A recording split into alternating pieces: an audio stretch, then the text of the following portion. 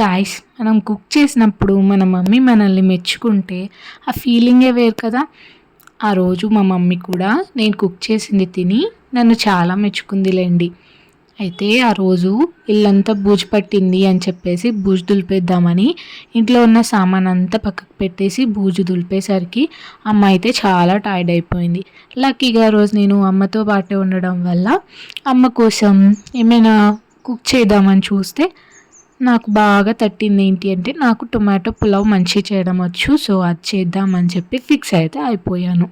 ఇంట్లో చూస్తే టొమాటోస్ కూడా మంచిగా ఉన్నాయి. ఇంకా ఆలస్యం ఎందుకు అని చెప్పేసి స్టార్ట్ అయితే చేసేసాను. దీనికోసం ముందుగా టొమాటోస్, ఆనియన్స్ అలాగే పచ్చిమిర్చి అయితే కట్ చేసి రెడీగా పెట్టుకోవాలి. మనం ఎప్పుడైనా వంట చేసే ముందు అన్నీ ఒకేసారి రెడీగా పెట్టుకున్నామంటే మన వంటకి ఎటువంటి ఆటంకం అయితే రాకుండా ఉంటుంది. దీనికోసం 1 గ్లాస్ బియ్యం అయితే కడిగేసి పెట్టేశాను. కాసేపు ఒక 15 మినిట్స్ నానితే ఇంకా బాగుంటుంది. ఇప్పుడు స్టవ్ పై ఈసారి స్టీల్ గిన్నె పెట్టాను. స్టీల్ గిన్నెలో పెడితే మంచిదంట కదా, సో అది పెట్టా. దాంట్లోకి మంచిగా గీ అయితే పోసేసుకున్నా. గీ పోస్తే మంచిగా ఉంటుంది టేస్ట్ అసలు. గీతో పాటు నేను కొంచెం ఆయిల్ కూడా వేసేసాను. హీట్ అయిన తర్వాత ఇంట్లో ఎండిపోయిన కరివేపాకు ఉంటే అదే వేసేసాను. ఏమవుతుందండి, తినడానికి ఎండినదైనా పచ్చిదైనా. ఇంకా దాంతోపాటు జీలకర్ర, లవంగాలు, ఇలాచి కూడా వేసా. ఇంకా కొంచెం టేస్ట్ ఫ్లేవర్ యాడ్ చేయడానికి కొద్దిగా శనగపప్పు కూడా యాడ్ చేసా. దాంతోపాటు పచ్చిమిర్చి అలాగే ఆనియన్స్ కూడా వేసి మంచిగా కలిపేసుకోవాలి. ఆనియన్స్ మంచిగా కలుపుకుంటూ ఉండాలి. ఇవి ఎంత మంచిగా వేగితే అంత బాగుంటాయి, లేకపోతే పచ్చి పచ్చిగా ఏదోలా ఉంటాయి. తొందరగా ఇవి కుక్ అవ్వాలి అంటే మనం సాల్ట్ ఫస్ట్లోనే యాడ్ చేసేసుకోవాలి. ఆనియన్స్తో పాటు కొంచెం టర్మరిక్ పౌడర్ కూడా యాడ్ చేస్తున్నాను. ఇప్పుడు ఇంకా అంతా కలిపేసుకుంటున్నాను. ఇంకా ఇప్పుడైతే అల్లం వెల్లుల్లి పేస్ట్ అయితే వేసా. కొద్దిగా వేగిన తర్వాత దాన్ని కూడా కొంచెం పచ్చివాసన పోయేలా కలిపేసుకోవాలి.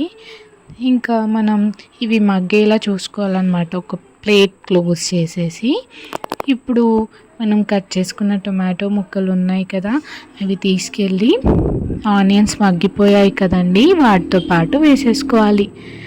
ఇప్పుడు వాటిని కూడా శుభ్రంగా కలిపేసుకున్నాము అంటే మంచిగా దానిలోకి బ్లెండ్ అయిపోతాయి ఆనియన్స్లోకి. ఇప్పుడు ప్లేట్ మళ్ళీ క్లోజ్ చేద్దాము. ప్లేట్ క్లోజ్ చేసి ఒక 5 మినిట్స్ అలా మగ్గనిద్దాం. ఆల్మోస్ట్ మగ్గిపోయాయి. ఇంకా ఇప్పుడైతే మనం మంచిగా వాష్ చేసి నానబెట్టుకున్న రైస్ అయితే ఉందో అది వేసేసి కారం టేస్ట్కి సరిపడేంత, అలాగే ధనియా పౌడర్ ఉంటే అది కూడా వేసేస్తున్నాను. గరం మసాలా ఉంటే అది కూడా వేసుకోవచ్చు, కానీ నాకు అస్సలు నచ్చదు. మా అమ్మ కూడా అస్సలు బయటి మసాలాలు అస్సలు ప్రిఫర్ చేయదన్నమాట. అంతా కలిపేసుకొని మనం 1 గ్లాస్ బియ్యానికి 2 గ్లాసెస్ ఆఫ్ వాటర్ ఎగ్జాక్ట్గా పోసుకొని బాగా కలుపుకోవాలి. ఇప్పుడు కలుపుకున్న దానిపై మళ్ళీ మనం ప్లేట్ క్లోజ్ చేసి మెల్లగా కుక్ చేసుకుంటూ ఉంటే మన టొమాటో పులావ్ అయితే రెడీ అయిపోతుంది. మరి రెడీ అయిన దాన్ని అలాగే కుండలోనే పెట్టేసేయలేం కదా, సో మంచిగా తీసుకెళ్ళి ఒక ప్లేట్లో ఇలా అరేంజ్ చేయాలి. ఇదేమో వీడియో కోసం అరేంజ్ చేసాలండి. మా అమ్మకు వేరే ప్లేట్లో అయితే తీసుకుపోయి పెట్టేశాను. ఇలా అయితే కుదిరింది. నాకు చాలా టేస్టీగా చేయడం వచ్చు. ఇలా సింపుల్గా చేసిన చాలా మంచిగా చేస్తాను. మీరు కూడా ఒకసారి ఇలా ట్రై చేసి చూడండి. ఒక్కసారి పెరుగుతో తిన్నా కూడా చాలా బాగుంటుంది, లేదా కొంచెం లెమన్ స్క్వీజ్ చేసి తిన్నా మస్తు టేస్ట్ అయితే ఉంటుంది. మా అమ్మ అయితే తిని ఇంప్రెస్ అయితే అయిపోయింది. Thanks for watching.